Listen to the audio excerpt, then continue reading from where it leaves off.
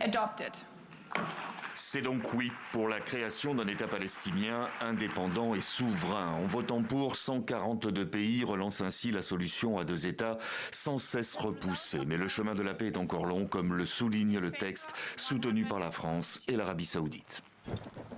Cette feuille de route, elle passe par un cessez-le-feu immédiat à Gaza et la libération de tous les otages.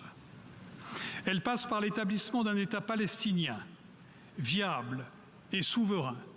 Un oui, mais sous condition. La déclaration dite de New York est sans équivoque. Tout doit se faire sans le Hamas. Le texte condamne le mouvement palestinien, lui demande de rendre les armes et de libérer les otages. Et pour la toute première fois, l'Assemblée générale condamne les attaques du 7 octobre, ce que réclamait Israël depuis près de 2 ans. Mais c'est loin d'être suffisant pour Israël qui, sans surprise, a voté contre ce texte aux côtés des États-Unis et de 8 autres pays. Ce n'est pas de la diplomatie, c'est du théâtre. Une mise en scène soigneusement orchestrée pour faire la une des journaux, pas pour la paix. Cela n'abrège pas la guerre. Et d'ajouter que cela n'affaiblit pas le Hamas, bien au contraire, mais le récompense. 48 heures avant le vote, alors qu'il signait un important projet de colonisation en Cisjordanie occupée, le Premier ministre israélien Benjamin Netanyahou se voulait particulièrement clair. Jamais il n'y aura d'État palestinien.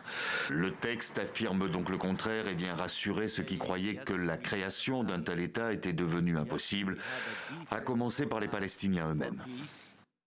Nous invitons ceux qui continuent de prôner la guerre et la destruction et qui tentent d'éliminer le peuple palestinien et de lui voler ses terres à écouter la raison, la logique d'un traitement pacifique de cette question et à écouter le message fort qui a résonné aujourd'hui à l'Assemblée générale.